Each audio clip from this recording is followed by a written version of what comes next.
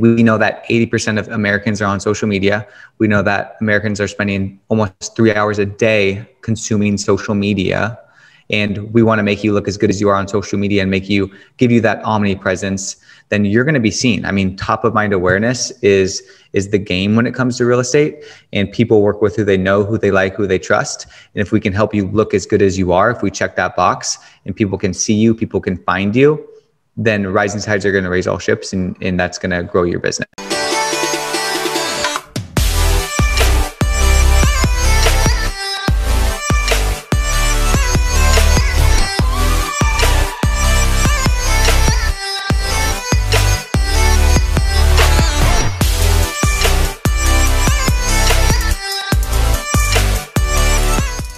All right, welcome to another episode of Real Estate vs. Tech. My name is Norman Kinsey as your host. We have our co-host, Mr. Dan Gandy. Welcome, Dan. Welcome, everyone. And today we have a very special guest. This individual, his name's Austin, and he's in the Washington area. He is the founder of Brandtegic, and he is a Jesus follower and someone that definitely you should check out. I love his energy, love what he's doing. Austin, welcome to Real Estate vs. Tech. And sorry if I butchered the name, dude. Sorry. Brandtegic. Brandtegic. We just talked about it too. It's like brand and strategic, and you mash them together, take some S's out, and you're good. You definitely won't forget it, especially after you have to say it so many times. And then I believe like anything that challenges us, right, and makes us feel something, we just can't let go. So I'm never. Yeah, now you'll remember, and it'll be stuck with you. So I love it. I love it. So welcome. The show is all about you, your business. Want to deep dive a little bit more into who you are, what the business does. So that way, anyone that potentially viewers and listeners out here that want to check you guys out, they can from the podcast, as we'll have all the links down below as well. So let's go ahead and get into a little bit about your story leading up to where you're at now with the business. So go ahead and give us a little bit of your backstory. Yeah, where do I start? We got 40 minutes for this, or 30 to 40, depending on. No, so basically, got into Brandtegic because I was actually in real estate, and before real estate, I was selling TV ads at a NBC affiliate up here, King 5, and then before that, I was doing business development. Before that, I was doing customer service for a large company. And before that, I was in high school. And in high school, I wanted to be a police officer. So never really thought business was an option. College was never really an option for me personally. My family never went there.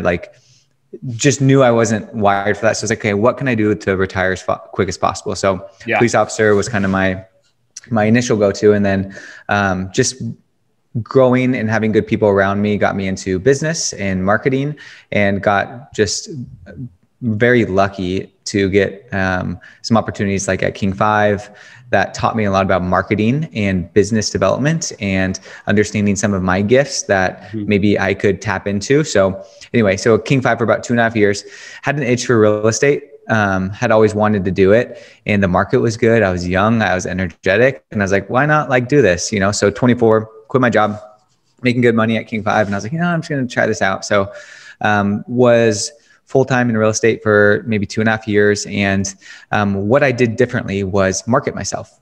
There wasn't anybody here that was leveraging video, that was leveraging social media. And, when I first got into business, I read the red book, I made my touches, I cold called, I tried the door knocking, and I was just like, this isn't why I got into this business. It's to build relationships, to build trust with people, to actually provide value to people, to market people's homes. So I was like, okay, where are my friends? Where's my community? Online. So I was like, okay, let me just double down on social media. If Gary Vee just says post, I'm just going to post, and then hopefully some stuff will happen. Through that, started getting business on social media, and it was flabbergasting to so many people around here that this young guy who was doing videos, cranking out content, cranking out stuff on social media, was doing business in the DMs. And we're in Kirkland, Washington, a very competitive market. And not only was I getting business, but a lot of, influence and inquiries on, Austin, how are you doing this? What are you doing? And people just kept flooding me with questions. How are you doing this? How are you doing that? How are you getting business from it? How do you video? And really just kind of saw a market, and people really were like, hey, you're really good at this. You should think about this. And I'm like, no, there's no way. I'm not going to do anything like that. I'm in real estate. And then really just through confirmation, and finally was like, okay, let me give this a shot. started as like a little side hustle, tried a bunch of things when it comes to the agency, and then was like, okay, there's something here. So decided to go all in with Brandtegic, and most of the business has come from the real estate spheres that we're in. And yeah, so that's kind of how we landed on Brandtegic. And what started as just me maybe 2 years ago is now 15 employees here in Bellevue. And we probably service around 60 to 70 clients a month, and are really grateful just to provide value and solve a problem for so many businesses out there. Wow, that's awesome. And how I know you is because of one of your clients in San Francisco, California. Shout out, plug Arjun. His Instagram is fire. I remember seeing him, little testimonial here. I seen his Instagram and I'm like, he's a mortgage professional? Like, mortgage professionals are not sexy, okay? There's just not. This is real here. And I'm like looking at his content, looking at what he's doing. And then I met you because of his event last year. I remember that in San Francisco, and the social agent, I believe it was. And then he had someone following around with the camera and the whole nine. I'm just like, man, I got to get in his inner circle, and then found out he's using you and your services. So that's awesome. So for the viewers and listeners out there, give us some context. Like, what do you do at your business there at Brandtegic? Yeah, great question. So the problem that we see a lot with marketing and people with small businesses is that, one, they try to do it themselves. Mostly it's the second problem, which is they hire somebody who they think can just do everything for them, and it's just going to be a snap of the fingers and it's going to be amazing. But what we see that happens is we hire either our cousin who is just out of college and knows social media really well, or someone who's a marketing whiz, but they're not a graphic designer, a videographer, a photographer, a copywriter, an account manager, like all of that. There's no unicorns out there that you can hire for an affordable price. Like, that's going to be a lot, and you probably can't hire all 6 of those people to be in your business, right? Because that's going to be a very high payroll cost for a small business. So really what we do, okay, and then I guess to go back onto the problem of hiring one person, it's like they become a project manager because they're not a marketing person anymore. They become a project manager because they need to contract this person, that person, this person to actually do the executing. So really what Brandtegic does is we are a collaborative digital marketing company that operates as a fraction of the companies that we work with. So we're really sort of their contract marketing department that really does the graphic design, the videography, the social media, the strategy, the project management on their behalf. So 3 things that people really appreciate about working with us is we're collaborative. Like, we want to get to know people's businesses and figure out what like makes them different. Like Arjun, for example, if we just had a cut and dry system, Arjun would not look like Arjun and like be consistent online and offline, right? Yeah. Secondly, execute end to end. So we have people that can do the actual content, the actual posting, and everything in between in the project management. And then lastly, full house in-house. So we do everything in-house. I'm not just subcontracting a bunch of people for a bunch of other things. It's like we have 15 employees who are experts in what they do that are in-house. So it makes it a really good experience for the consumers that work with us. That's awesome. That's fantastic. And I definitely can see that, because there's a lot of, I could imagine for real estate agents out there, there's a lot of SaaS or a lot of options. And it's like, well, who do I use? Where do I go? And they're trying to fit all these pieces to the puzzle together themselves instead of just going and using a service like yourself. And I'm sure you're probably a little bit more, on the premier side, because I mean, to do what you're doing, definitely, it's going to cost definitely a lot to hire and fire, and probably even more headache if they're going to hire someone themselves instead of just going after and just, And you can hire someone and then you got to train them. It's like, then you got to do this and you got to manage them and you got to do that. And that's time, and that's a lot of expense. And we're, for the most part, way cheaper than hiring somebody full-time to do your social media. So because we have the systems, because we have the processes, where it's like, if you hire somebody, you got to train them, you got to get in systems, you got to get in KPIs, you got to become a manager. It's like, that's a lot of work. Like, and we get that, like I get that. So So for the viewers and listeners out there, hire and just get it off your plate. Don't try to be the expert in everything and spread yourself too thin and ask yourself, why is my transaction volume so low? Because you're not a marketing expert trying to. So I digress. So I got two more things, and then I'm going to go ahead and give this off to Dan. So you're located in Washington. Is that correct? Yep. We're in Bellevue. So maybe 15 minutes just outside of Seattle. Okay. Fantastic. And the last one for me is what's the best part about working for your company? Best part about Brandtegic for sure is just helping people, whether that's the clients or the employees. I mean, we've gotten to a size where, I'm an entrepreneur by blood. Like I'm always, what's next? So I'm being challenged with getting out of the entrepreneurship and more into the leadership, right? And it's really fun to watch people grow at the company with their clients and just grow as humans inside of work and outside of work. And then secondly, just provide value to clients, like we're saving them time, we're saving them money, we're doing a really good service for their business and for their lives at the end of the day. So yeah. I love that. Fantastic. And I love your answers. Clear, precise, to the point. So I'm going to go ahead and change up our camera views here and give it off to Dan. Yeah. Norman? Yeah, man, I'm excited to hear about this. This round's really just kind of deep dive a little bit more into the strategic way of looking at it. No pun intended. How do you really help agents? Like growing an audience is one thing, but how are you really helping them grow a GCI through social media? Yeah, it's a great question. And really, so we focus a lot on the brand element, So the four things that we'll really do is like account management, graphic design, the content creation, and then the actual growth of it. So from how do we grow your brand? Well, so our mission is to help companies look as good as they are. So if we're helping you look as good as you are, and it's consistent with who you are online and offline, and we know that 80% of Americans are on social media. We know that Americans are spending almost 3 hours a day consuming social media. And we want to make you look as good as you are on social media and give you that omnipresence.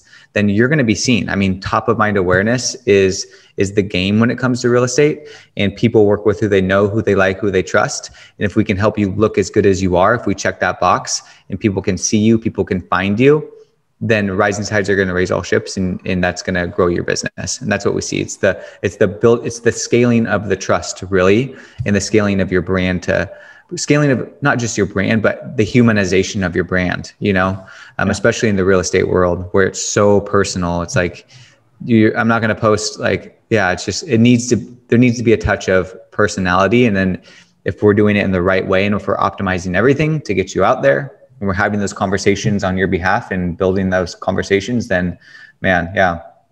That's huge. You brought up something that I bring up a lot of times in the sales process, or just in general in training our own customers or clients. Top of mind awareness, reach and frequency, building brand equity.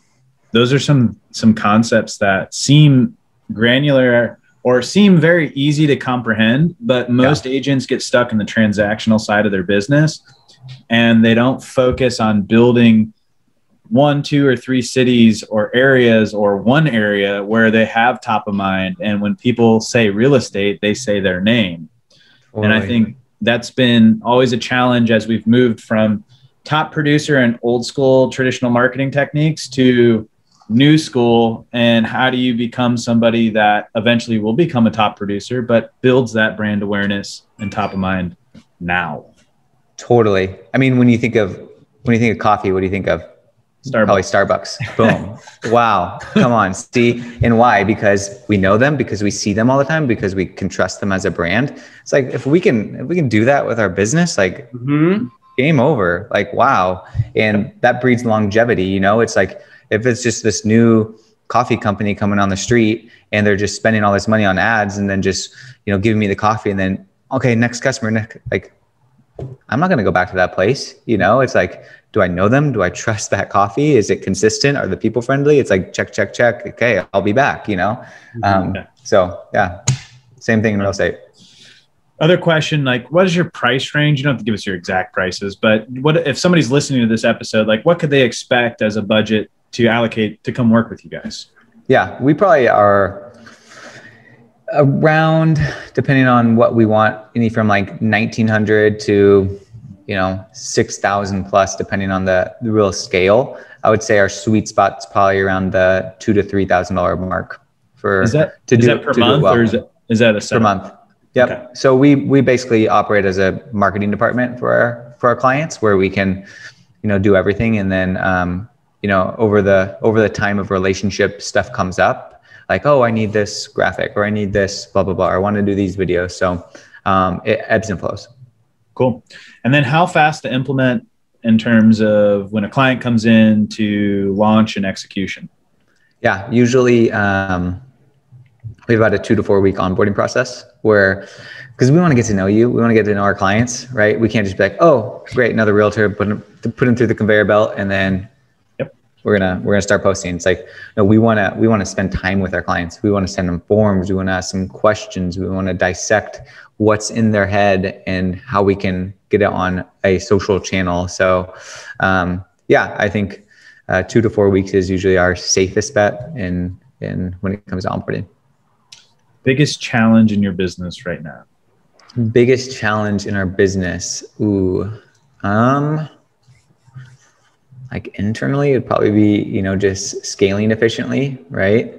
Not having the team burn out, and from like an internal business perspective, like understanding the numbers, like that's just not my thing. And we're in a service-based industry, right? Like there's a lot that goes into it. So how do we, 15 people, it's like, okay, are we making money? Okay, the P&L says this, but how do we actually scale that? So there's that. And then just personnel. I mean, HR issues. Every company has that, right? Yeah. Yikes. No, but it is what it is, right? I mean, we signed up for it. Yeah. 2 last fun questions for me and kind of off topic is favorite vacation spot? Favorite vacation spot? It's a hard one. No, I know, man. I really like Mexico, like Cabo, just because I like the all-inclusive. I can just sit at the resort and just like not worry about anything. I like that. I like Scottsdale a lot, actually. Like I love Arizona, just the vibe down there and the weather. Okay. Yeah. So anywhere sunny. Go visit Norm. Yeah. Yeah. Anywhere sunny and quiet is kind of my MO. And favorite Instagram influencer? Favorite Instagram influencer? That's a great question. Ooh, Ed Milet. Okay. No doubt. Yeah. I'll consume his podcast like none other, and just love his mindset. Love that he's faith-based. We have a lot in common there, and just a really authentic guy that you can very infectious, and you get sucked into his content. So it's cool. Awesome. Yeah. On to you, Norm. Thanks, Dan. Appreciate it. That's awesome. And so we're going to finish this off with about 3 more questions. And at the end of the show, we always like to open the floor for you, Austin. So I think we always like to hear kind of like that story, right? That success story, that case study, that like, oh my God, this client started out with us. And then this is kind of where they're at, or ROI or whatever. So is there a story you could tell us really quick from someone that used your services, has had some massive success so far with what you guys are doing? Yeah. Let me think about real estate. So real estate specifically, I would say we had this person that didn't necessarily believe in social media, just kind of knew that he needed to be on it. And it was more of a, what do you call it, transactional relationship, where he's just like, okay, I just know I need to be on this. Like, don't really, like, kind of unsure, right? And a couple months later, he got his first buyer in the DMs and actually sold a house in the DMs. So that was pretty cool, among many other stories like that. But I think if people are listening, they're like, I just don't want to invest much time in social media, or don't want to do it, or don't want to have somebody do it for me, because he's older. Like he's not going to be there and like posting 3 to 5 times a week, right? And creating content. It's just going to be too much of a hassle. So I think the W there is, if you don't have the capacity to do it, hire it out, and good things will come. And then 2, it will come. So I love that. And something for the viewers and listeners to take in consideration that actually came up for me is the fact that like you really have to put emphasis on, like you said, if you're going to be a real person in real life, then you got to be a real person online. And how you're showing up makes such a big difference. And it just like was like that moment for me in this episode where I was like, whoa, like that's so true. And some of these agents are just like, oh, I'm just going to do it because I know I need to do it. But it's just like, you show up every day in your life. Why wouldn't you not try to figure out, it takes you 30, 60, 90 days to form a habit. Why wouldn't you figure out the possibility of doing something like this online and just being the same person, just coming up with some type of standard operating procedure or whatever, just to be totally. So so good. I always break it down as like one of the biggest challenges when a new agent comes, or even experienced agent, especially experienced agent, and they come and they're like, I don't have time for social media. Like I got a lot of money coming in. I got a system set up. They don't understand the longevity of relationship machine you have to create. And I think it's going to be the agents in the next 5 or 10 years where those agents start to phase out. And they're going to be like, what's all these new people like picking up all these deals? Well, they've grown that relationship machine to full capacity. Totally. And it's really like, it's not always the best person that's, winning business. It's the best known person, right? It's the person that is having the conversations. It's the person that putting themselves out there, person that, to our point, Dan, that is top of mind, and social media is really the way to do that. So true. So true. I think the biggest billboard person I can think of right now is Ryan Serhant. I mean, you see him everywhere. Totally. He has that presence, he's everywhere, and he's, everyone wants to use him, but he's consistent and he's doing business too. It's not like that's not his full-time thing, right? I'm interviewing him on an event that we're doing in a couple of weeks, and like, he's just like getting after it. It's crazy. He is. Yeah. It's our goal too, to get him on Real Estate versus Tech. So that's look out for the future, viewers and listeners. Yeah, man. Come on. Prophesy it, declare it. Let's go. Yeah, it's done. Let's go. So last 2 questions from me before we open up the floor to you, Austin. So is there anything for our viewers and listeners to kind of like look out for? Something brand new, something like, maybe you can't tell us everything, but kind of give us a little like, stay tuned. Anything? Like for me or just for them? For the company. Either. Yeah. Either. Yeah, no, I mean, like I said earlier, like I'm always thinking about what's next. And really we're in a very resource-driven business, right?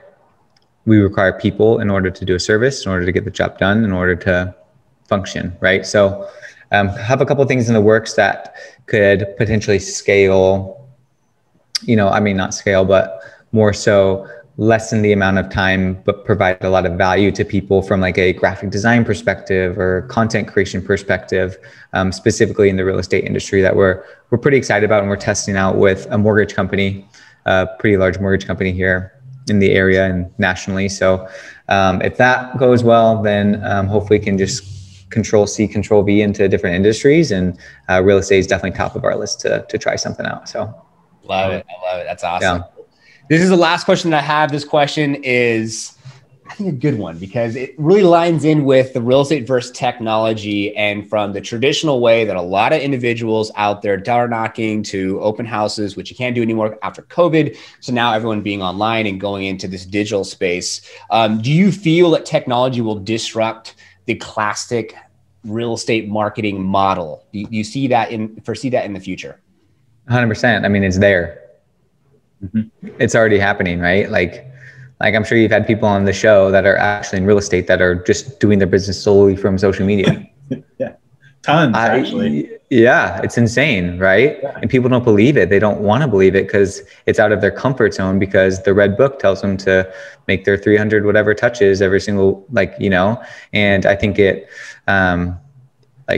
technology, and especially social media, is already disrupting, is going to continue to disrupt the real estate industry, especially like door knocking. I mean, we coined something where we say digital door knocking. It's like, take the same tactics that you're doing and then just do them on social media. One, you're not gonna have to walk around and in Seattle, sit in the rain and knock on doors. Two, you can just do it and then hire somebody to do it. And 3, it's much more scalable.